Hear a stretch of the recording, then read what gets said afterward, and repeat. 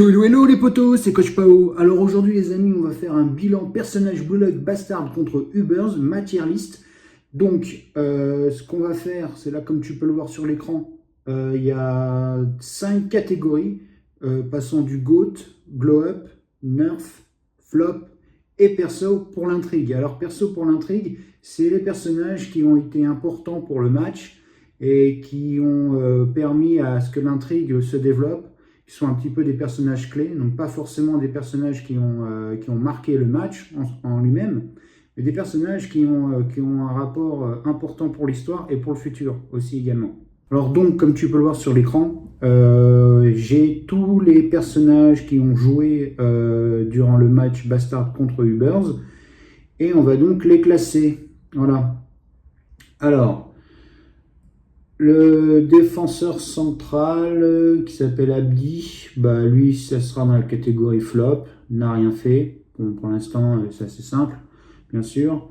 Notre cher Aiko, alors Aiko, il a montré sa métavision au 219, mais je pense que je vais le mettre en nerf parce que les auteurs ont décidé de réduire ses capacités. Pour permettre à d'autres personnages, notamment ceux du Bastard, d'être beaucoup plus boostés qu'il n'y paraît, alors que c'est un personnage qui pourrait faire bien plus, qui pourrait montrer bien plus, mais malheureusement, on a des auteurs qui sont très focalisés sur Isagi et ses partenaires, et que pour le Ubers, finalement, Aiku, tout comme les autres d'ailleurs, hormis Baru, ne sont que des faire-valoir pour l'intrigue. Donc Aiku, malgré sa métavision, nerf, voilà, pas fait, c'est pas tellement un personnage qui restera marquant dans le match. Ariu, bah, gros flop, voilà, personnage, donc j'avais déjà dit dans ma vidéo prono, mais c'est un personnage qui n'a rien fait, qui n'a rien apporté, qui a fait quelques contres, 2-3 têtes, voilà, puis c'est tout. Pas vraiment il a il a eu aucun intérêt pour les auteurs, donc on passe. Baru, doublé, donc Predator Eye, GOAT, sans aucun problème. Ensuite on a Birkenstock, défenseur central du Bastard, noté 86 il me semble en stats, en note générale. Lui pareil, pas grand chose, rien à se mettre sous la dent, il a fait de la figuration, donc pareil, ce sera du flop. Ensuite, on a un petit Drago, ouais c'est Drago, ouais. Drago, bah pareil, hein, il a eu des dialogues, il a eu quelques moments, quelques rares moments, mais pareil, c'est pas un personnage qui était là pour l'intrigue. Qui n'était pas là non plus pour permettre de faire briller certains joueurs. C'est juste un random, voilà, qui a quelques phrases. Donc pour moi, ça flop aussi. Ego, bah alors Ego, on l'a vu très brièvement en mode génie de la lampe pour Iori, en mode le petit démon qui lui parle dans sa tête en lui disant succombe au charme de l'égoïsme. Tire, mon ami, tire, mon petit Iori. Donc, ça sera perso pour l'intrigue, voilà, juste pour expliquer le fait que le football égoïste, la philosophie du football égoïste, incarnée par Ego, a permis à Iori de se justifier sur son choix. C'était au chapitre 235, la tentative de sa frappe, il me semble. Donc 235, ouais, on a un Ego en mode génie de la lampe ou petit diablotin pour convaincre Iori de tirer. Voilà, et de succomber au pouvoir du football égoïsme. Voilà. Ensuite, Fukakugen, l'ex-gardien des U20, qui arrive comme par hasard après la blessure de Kanali dans les buts. C'est pour te dire que voilà, il rentre, donc ça justifie sa rentrée comme nouveau gardien. Alors on pensait tous, moi le premier, qu'on aurait justement l'excuse pour qu'il ait sa prime en faisant plusieurs arènes importants. Ça n'a pas été le cas. Donc il s'est pris son but. Ouais, il s'est pris un but, le but final, celui de Isagi. Il n'a rien fait d'autre. Pour moi, c'est du flop. Voilà. Ensuite, Gagamaru, il s'est quand même pris encore une fois ses 2 buts. Donc à chaque match, il se prend 2 buts. Quand même, bon, pour un gardien, c'est quand même compliqué. Pas de clean sheet chez lui. Par contre, il évolue. Il y a une amélioration et le fait que dorénavant, il peut bloquer des tirs à la Predator Eye de Barou, des énormes frappes. Je pense qu'il y a un bon gros glow-up par rapport au match précédent contre Manchine où Isagi et les autres lui ont quand même sauvé les miches bien plus d'une fois. Ouais. Et donc, je vais le mettre glow-up. Voilà, Gagamaru. Grim comme d'habitude, hein, gros flop. On se demande à quoi il sert. De toute façon, les ennemis de Isagi sont un duo. Hein, maintenant, tout marche en duo, hein, tout marche en chip. Voilà, donc c'est Kaiser Ness, les gros rivaux de Isagi. Donc là, Grim, pareil, ça flop. Aucun intérêt dans ce match, n'a servi à rien. Ensuite, on a Iorio, bah voilà, il a depuis le chapitre 206, avec son flashback, on nous a teasé qu'il allait arriver pour le match. C'est ce qui a été le cas, comme je l'avais dit. Plusieurs fois dans le match, avant son arrivée, on nous a teasé encore une fois qu'il allait arriver, qu'il allait débloquer la situation, ce qui a été le cas. Et pendant 8 chapitres, on a eu droit à un Iori qui se cherche, ne sachant pas ce qu'il veut. Un coup je veux venir, un coup je suis un égoïste, un coup je suis un attaquant, un coup je veux faire la passe.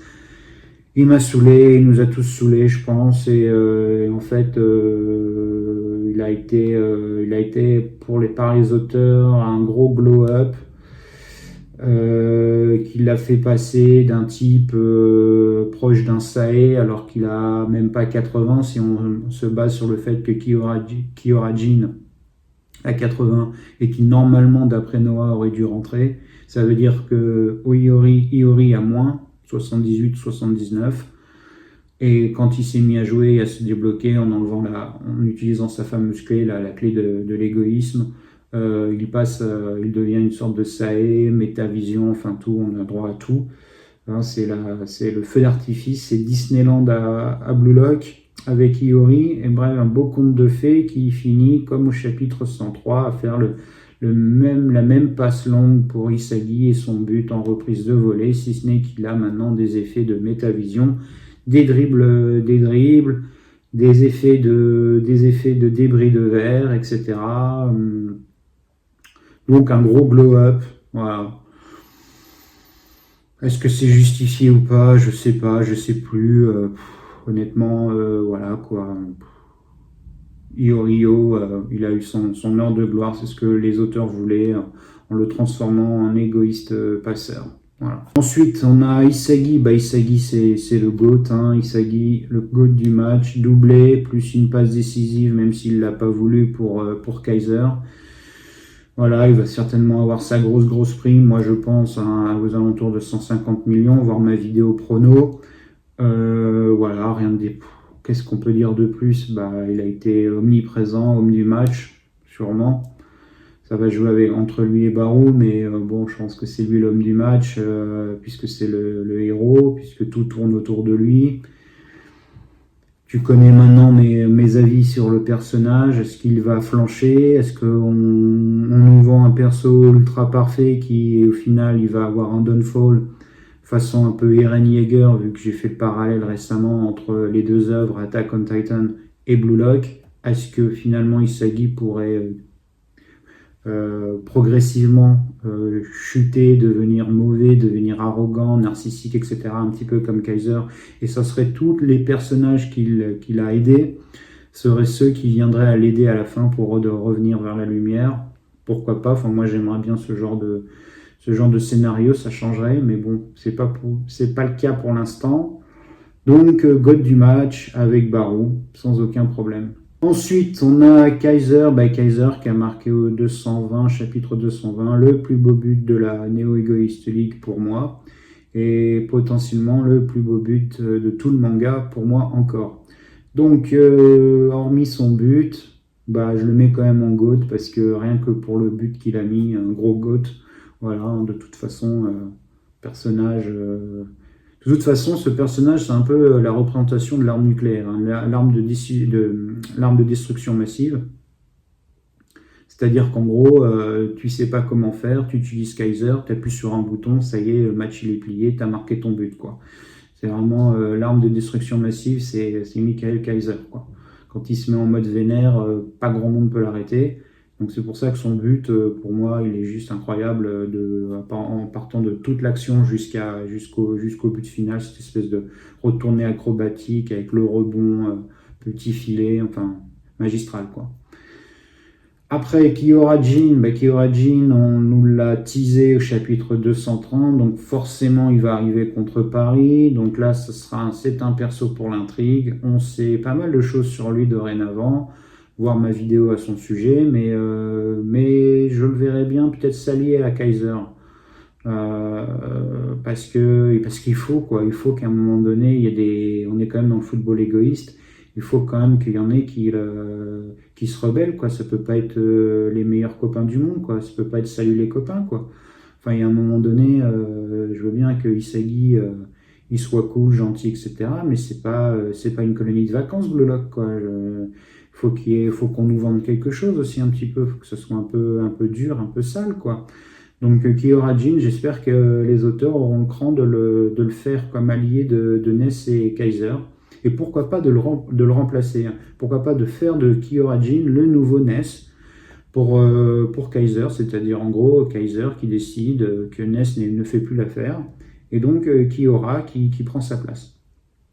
Pour X raisons, mais voilà. Est-ce qu'il pourrait après justifier le changement de Ness, la rébellion de Ness, etc., pour finalement s'émanciper de sa dépendance envers Kaiser et de devenir le footballeur qu'il devrait être.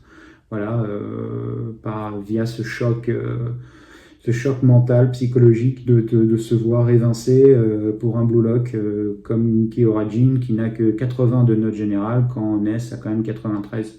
C'est là où tout est le paradoxe est là, quoi. Bref, ensuite, on a Kunigami. Alors, Kunigami, pareil, un gros flop, c'était prévu, comme je te l'avais annoncé, hein, depuis des mois. Je t'avais dit que Kunigami ne ferait rien durant ce match, tout simplement parce qu'il est réservé pour le match contre Paris, où il aura son duel contre Shido. On aura sûrement son flashback de la wildcard et son retour en grâce en mode je me libère, je redeviens le super-héros du football pour terrasser le démon Shido, avec potentiellement une alliance avec Kiora vu qu'on parle de lui comme de la lame. Donc j'avais fait un parallèle, le pommeau de l'épée avec Yukimiya, la lame Kyora-Jin et celui qui le brandit, le chevalier, le super-héros Kunigami pour terrasser qui, pour terrasser quoi? Shido, le démon, le dragon, référence à la légende folklorique scandinave Siegfried contre le dragon, etc. Donc on sait que Kunigami va tout péter, va avoir son but contre Paris, il va avoir sa renaissance, redevenir comme avant, juste avant la Coupe du Monde, c'est pratique.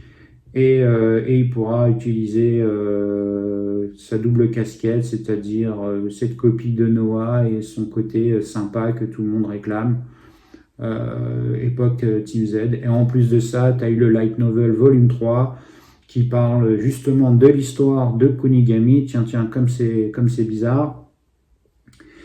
Tout ça pour te préparer à comment il était avant, pour reconnecter avec comment il était avant et pour t'amener justement à le kiffer encore plus quand il va renaître de ses cendres un petit peu, hein, comme le phénix en quelque sorte, et redevenir le gentil Kunigami. Alors bien entendu, le facteur X qui lui permettra de redevenir gentil, ce sera sûrement Dr Isagi qui va encore faire des miracles, qui va encore soigner le patient au Kunigami, et qui trouvera la solution pour se venger, ou du moins avoir gain de cause et terrasser Shido. Voilà. Ensuite, on a notre ami Corona. Corona Ranze, Corona, Il a été présent, je crois, du 210 jusqu'au moment de sa blessure, mais c'est vrai, son vrai fait d'arme, finalement, c'est pour le premier but. Euh, bah écoute, hein, on va le mettre en mode flop, ouais, flop. C'est difficile, mais ouais, flop, parce que finalement,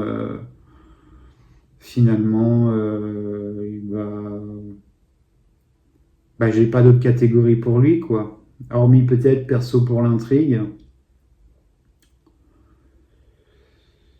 Euh, Est-ce que sa blessure pourrait...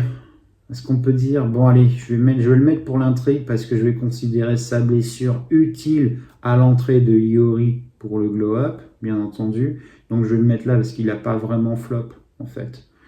Il s'est blessé, il a quand même permis le but pour Isagi, donc on va partir là-dessus, quoi. Voilà. Voilà, sa blessure justifie l'entrée de Iori, donc on se souviendra de sa blessure durant ce match, donc il est utile pour l'intrigue, tout simplement. Don Lorenzo, le membre du 11 de la Next Gen, alors énorme joueur, ultra présent dans le match, et pourtant, je vais le mettre dans le nerf. Parce que toutes ses capacités, j'ai l'impression qu'au final, si tu le compares à Kaiser, les auteurs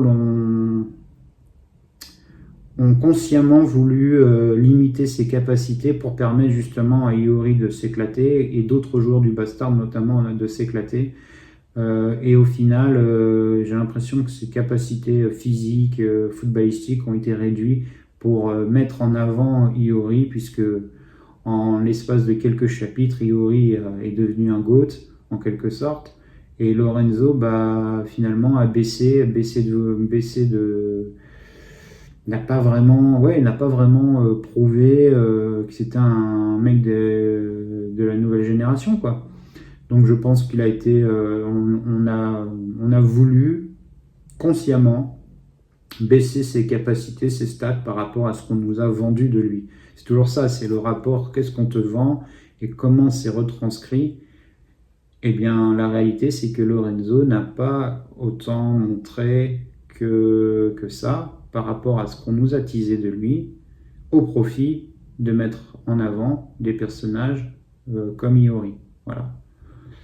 Donc c'est pour ça que, comme pour Aiku, finalement, on baisse intentionnellement sa valeur pour permettre de mettre en avant des personnages qui, eux, sont bien plus faibles, comme Iori.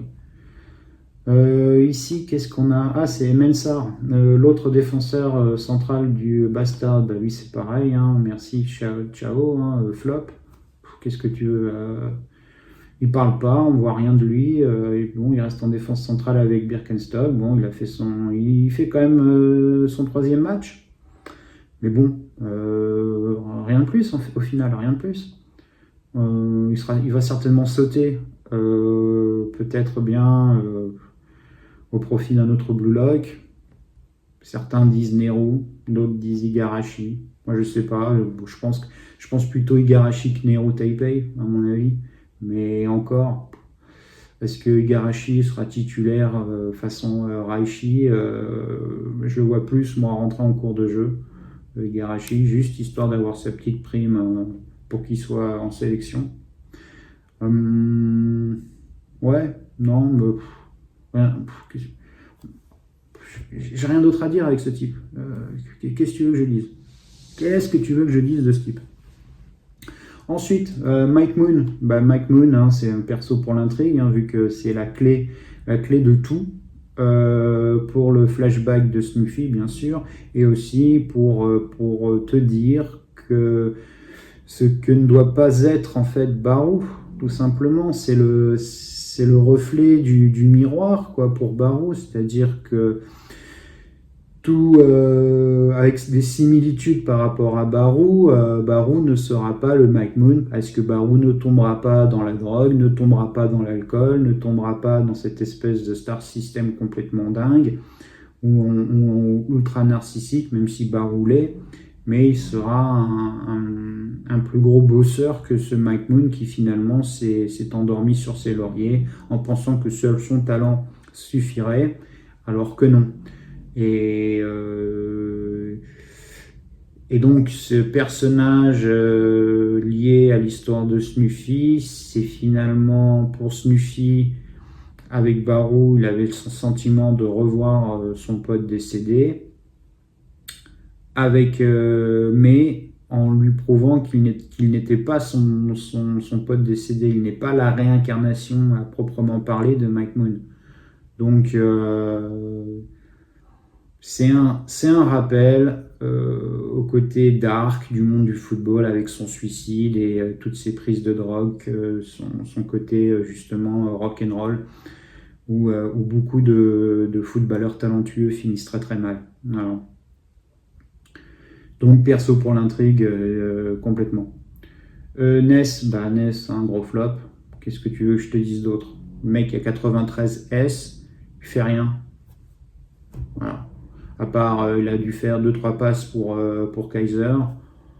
Voilà, il fait rien, à part juste le punching ball de Kaiser. Je me souviens que dans un des chapitres, Ness. Ah oui, bah c'est juste après le but de Kaiser, je crois que c'est au 221 de mémoire. Il n'arrête pas d'encenser Kaiser, et là, Kaiser lui dit de fermer sa bouche. Donc, ouais, évidemment, Ness, c'est gros flop, bien sûr. N'apporte rien. Pour ce qui est de Nico, Nico, hein, Nico Iki. Intéressant ça, Nico Iki. Parce que c'est compliqué parce que Nico, il est omniprésent durant ce match. Je pense que les auteurs le kiffent beaucoup.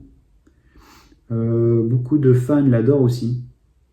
On pensait tous qu'il serait un peu le Isagi bis ou de Wish, peu importe. Enfin, il y a toujours eu ce rapport un peu ambigu avec sa relation avec Isagi de rivalité qui n'existe pas en fait, ou alors que dans la tête de Nico et de certains fans. Mais au final, il est extrêmement polyvalent et très important dans le schéma tactique du Bears. Il a aussi la métavision. Il a aussi bloqué Noël Noah, je m'en souviens maintenant, et je l'avais très très bien noté d'ailleurs dans mes pronos. Alors je pense que je vais le mettre en glow-up, ouais. Voilà. Il a été extrêmement très très bien mis en avant. Donc ouais. Ouais. Peut-être même un peu trop par rapport à son réel niveau, mais bon. Comme j'ai pas fait non plus une dizaine de catégories, donc je vais le mettre en glow-up, ouais. Ça me paraît plutôt logique. Enfin, je suis beaucoup moins déçu de Nico que Haiku, par exemple. Donc, voilà. Les parents de Iori, essentiel à l'intrigue, hein, parce que c'est ce qui permet de comprendre ce qui se passe dans la tête de Iori. Voilà, il n'y a rien d'autre à dire de plus, si ce n'est qu'ils sont ultra importants, en relation toxique avec leur gamin. Ils essayent d'en faire une superstar du ballon rond pour gagner des millions. C'est vraiment pas l'amour paternel et l'amour maternel et paternel comme il se doit. Voilà, hein, c'est... Si Iori, parce qu'au moment de la vidéo, on ne sait pas encore, si Iori décide d'arrêter le foot, je pense que les parents vont avoir un sacré seum. Voilà. Donc je les mets comme perso pour l'intrigue parce qu'on se souviendra toujours d'eux. Et le fait qu'ils se sont fait shooter comme des zombies par Iori avec l'idée du jeu vidéo, etc. Ensuite, on a un autre random, et ce random, c'est le fameux Perón. El Perón, pareil, un flop. Qui peut me dire dans les coms qu'est-ce qu'il a fait, Perón? Personne, parce que tout le monde s'en fout en fait. Voilà, c'est le souci, un des soucis peut-être dans Blue Lock, c'est que finalement tu as énormément de personnages, tu as une équipe, tu as des équipes, on te fait des persos, puis finalement tout est regroupé sur 3-4 persos entre les équipes, donc au final... on peut se poser la question légitimement de la manière dont les matchs sont faits. Est-ce qu'au final, il n'aurait pas été plus malin de rester sur des formats 5 contre 5? J'ose poser la question. Parce que quand tu fais des équipes de 11 contre 11, tu te retrouves avec des persos qui ne servent strictement à rien. Juste pour faire kiffer les auteurs de dessiner autre chose. Mais nous, en tant que lecteurs, qu'est-ce que ça nous apporte? Que dalle. Que dalle. Raichi. Raichi, un gros glow-up pour moi, hein, parce que son sexy rapporteur a permis de bloquer Snuffy. Donc, par rapport d'où il vient et ce qu'il a montré durant le match contre les Ubers, c'est lui aussi, il a un rapport énorme en développement, puisque je te rappelle, il n'a pas joué contre le Barça, il n'a pas joué contre le Mannheim. Il arrive titulaire sans réelle sensation dans la Neo Egoist League. Et finalement, il fait son match, quoi. Il fait même plus que son match, puisque comme je te l'ai dit, il a défendu sur un coach, un des meilleurs joueurs du monde, Snuffy. Donc pour moi, il mérite largement d'être dans la catégorie Glow Up.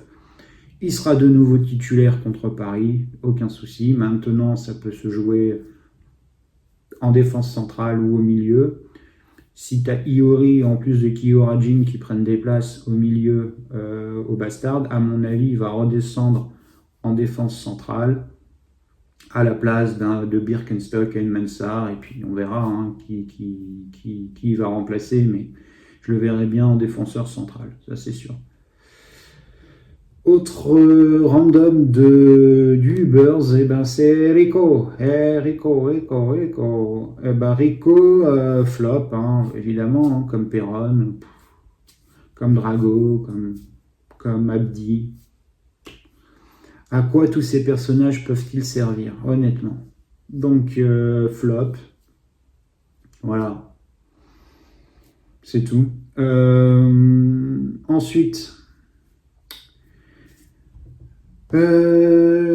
Sendo Shuto. Sendo Shuto, perso pour l'intrigue pour moi. Alors, je vais t'expliquer pourquoi. Parce que déjà d'une, il justifie l'entrée de Snuffy, puisqu'il se blesse aussi. Et à son retour, il empêche le but de Iori au chapitre 235. Et c'est là où il y aura la cassure un peu pour Iori, avec l'esprit justement de vouloir peut-être arrêter le football, etc. Donc Sendo Shuto, perso important pour l'intrigue, et c'est aussi parce que pour moi personnellement, c'est lui qui me nique ma théorie hein, avec tous les buteurs, puisque j'avais pronostiqué tous les bons buteurs hormis Iori, puisque c'est lui qui empêche que j'ai 100% bon. Donc merci Sendo, merci Sendo Leroux. Voilà, hein, donc perso pour l'intrigue. Et bien entendu, maintenant, c'est quasiment sûr, je pense, il sera en sélection U20 au Japon, puisqu'il a eu un certain développement. Et il était très présent au final pendant son match quoi, avec le Ubers contre le Bastard. Donc à coup sûr, il sera là. Ensuite, Mark Snuffy. Snuffy, les coachs, est-ce qu'on peut dire que c'est des GOAT?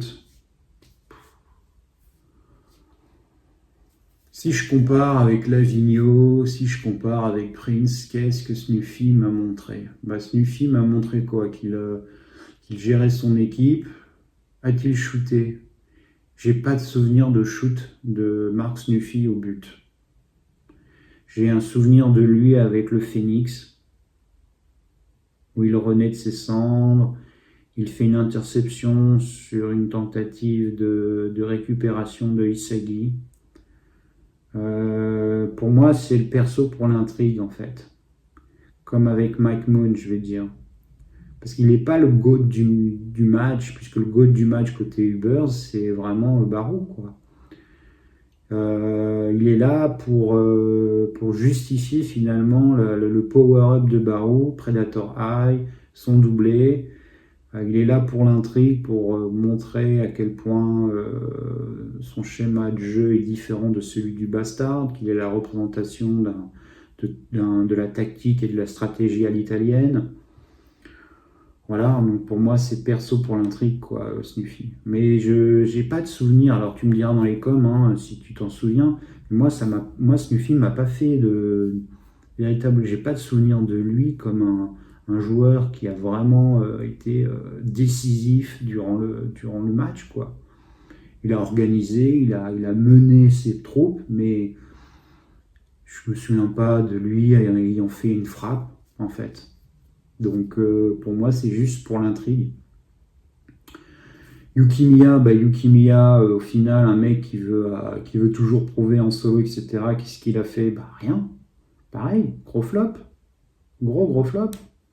Euh, un gars qui a des stats monstrueuses. Tu verras dans ma vidéo prono, je pense que tu l'as déjà vu, mais tu vérifieras. Mais il a des stats monstrueuses, Yuki Miya, par rapport à ce que les auteurs nous montrent de lui. Mais pour moi, il flop. C'est un énorme flop, Yuki Miya. Qu'est-ce qui...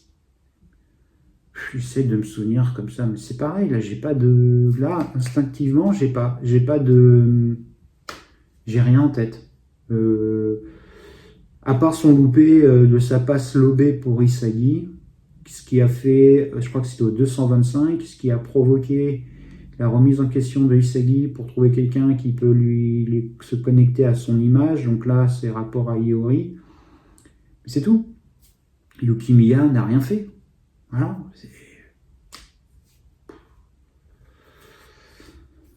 Et je pense qu'il fera rien d'autre de plus contre Paris, les gars. Hein. Faut pas se leurrer. Hein. Yuki Miya, il fera pas plus que il a eu son moment. C'était contre le Moonshine et c'est fini. Voilà, ça lui permet d'avoir sa prime et basta, quoi.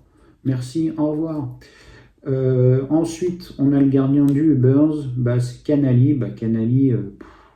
Canali flop, quoi. Pareil. Alors, j'aurais pu le mettre finalement en perso pour intrigue, tu vas me dire. Mais non, même pas. Même pas parce que.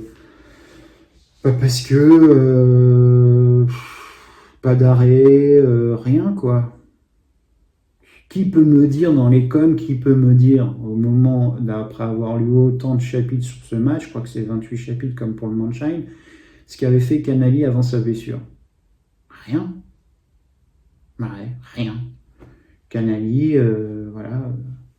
Donc merci, au revoir, quoi. Pareil.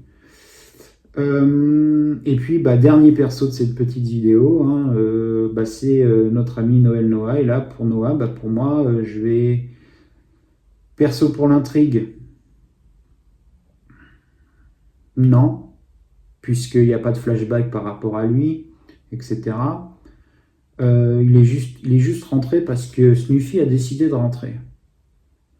Donc pour équilibrer le match. Je me souviens qu'il a dit à Isagi que il n'avait pas d'idée, machin. Alors est-ce que c'était une fausse excuse pour forcer Isagi de trouver par lui-même la façon de réussir?